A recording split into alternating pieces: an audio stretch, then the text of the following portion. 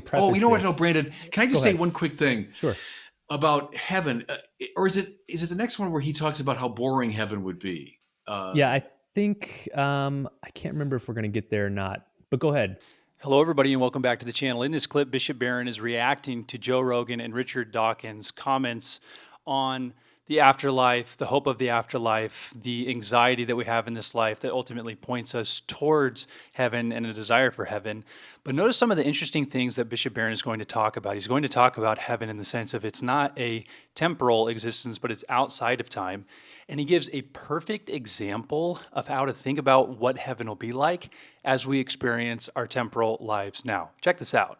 Talking about religion as a response to our human finitude and our sense of our desire for meaning and that kind of stuff. Here's the second clip. I've thought about this so many times. Do you think that it is in some way a counter to the sort of existential angst that comes from being a finite life form, from being a thinking, conscious, finite life form that's aware of its own demise, it's aware it's coming. So it has to formulate some purpose and some meaning. And a hope of an afterlife as well. Yes, and that is the purpose and meaning, right? Yes, I suppose that's right. Yes, I think that's right. I can understand why people might want to believe a priest who comes along and tells them you don't have to worry about death because you're going to survive it. I'm less understanding of people who make up stories to comfort either themselves or other people. I mean, a made-up story should not be comforting. I don't understand how a made-up story can be comforting. Of course, if you make it up and persuade somebody else, then they could find it comforting. On the other hand, is an afterlife really all that comforting? When you think about half of them believe they're going to go to hell, so it's anything but comforting. You know, Bishop, when I hear these attempts to explain the psychological genesis of religion, it always bugs me because it ignores the fundamental question of whether it's true, not where did it come from, not why do we believe it, but The genetic is it fallacy, true? so-called. Exactly. Yeah, that if we can uncover the psychological roots of a belief, we've determined something about its truth or falsity. That's the genetic fallacy. And of course, we haven't. Even if it's true that it came simply from, our existential angst, it wouldn't prove anything about whether it's true or false. But let me make another point here, Brandon. Go back to the theology of someone like Paul Tillich in the 20th century. Tillich said, finitude in awareness is anxiety. It's one of his formulas. Well, that's what Rogan's beginning with, which is, I think, right. It's true. We're finite and we know it. And what that gives rise to is anxiety because we realize how vulnerable, how limited, how contingent we are. We're not in control of our lives. Now, you can say, oh, therefore I invent this wild fantasy world of religion. That's Feuerbach, that's Marx, that's Freud, that's Sartre and company. That's a standard atheist reading. Or you can do what Paul Tillich did, standing very much in the tradition of St. Augustine, which is to say, to know a limit as a limit is already to be beyond the limit. See what I'm saying? To recognize oneself as finite and to feel the power of that is already, in a sense, to be in the presence of what transcends your finitude. Your anxiety brings you, yes, to the edge of your own experience, what you can know and control. But from that edge, I look. Now, of course, it's going to be an inchoate vision. It has to be. I will look, though, into what transcends my finitude.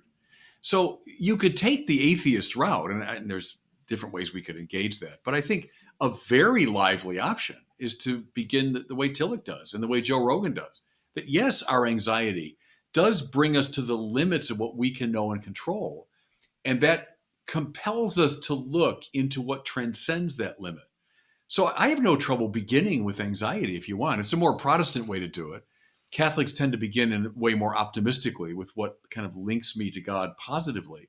But fine, I'll begin with anxiety. But I don't think it necessarily conduces along the atheist path. All right, let's move on to the next clip. And I should probably preface Oh, you know what? this. No, Brandon, can I just say one quick thing? Sure. About heaven, or is it the next one where he talks about how boring heaven would be? Yeah, I think I can't remember if we're going to get there or not, but go ahead. here's what, because he's talking about, the afterlife would not be comforting because, first of all, the fear of hell. But then I think at some point in the interview, he said, well, how boring it would be, to live in heaven for, trillions upon trillions of years. Well, of course, that's precisely the wrong way to think about it. Heaven is not endless time, right? Heaven, or the eternal, is to be outside of time, to be beyond time. I agree with him to say I'm going to be within time for 80 trillion years. That would be a crushing, sort of vampiric type existence. But that's not what eternity means. Eternity means to be outside of time. And the best window to it, in our experience, would be those best moments in life when we are so engaged in whatever it is, the search for the true or the beautiful or the good or the pleasurable, that we're so into it. We're so ecstatic. We're so out of ourselves that we lose all sense of time, right? I was just so into that. 2 hours went by, I didn't even know it. That gives you a glimpse of what real eternity is like. It's not the crushing, vampiric, endless time that Dawkins is talking about. So to conclude this video, I think just a simple thought would be, no matter what we experience in this life, no matter the trials, the hardships, the suffering, the pain that we are going to have to endure, one of the things that we can always be hope-filled and hopeful for is the reality that heaven is going to transcend even the greatest experiences that we have on this earth. Imagine the greatest experience that you could have on this earth, and just think that heaven will be infinitely more pleasurable than that experience. And when you frame it in that frame of mind, I think the Christian hope becomes so clear and vivid and poignant to your experience, in the fact that you can know, you can have an assurance that what is awaiting you, even if you experience anxiety and angst about death in this life, is far greater than anything that you will experience in this life. I'm not sure if I said that exactly correct, but I think you'll get what I wanted to say if I confused that contrast there.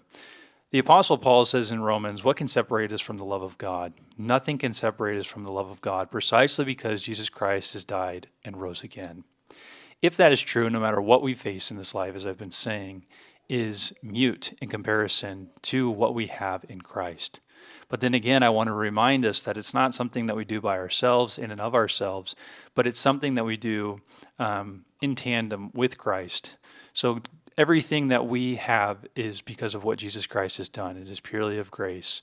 But you can walk in a knowledge, you can walk in a fruit, actually producing fruit in this life, predicated upon that reality of what Jesus Christ has done for you. It really does inspire you. The Christian life is inspirational in the sense of we hear the gospel message and it only compels us and really impels us by the Spirit's work within us to do good works, to do good things, not only for us, but for the sake, not only for others, but for the sake of our own well-being, in the sense that we are becoming more like Christ, and that actually gives us more peace and transcends this world as well.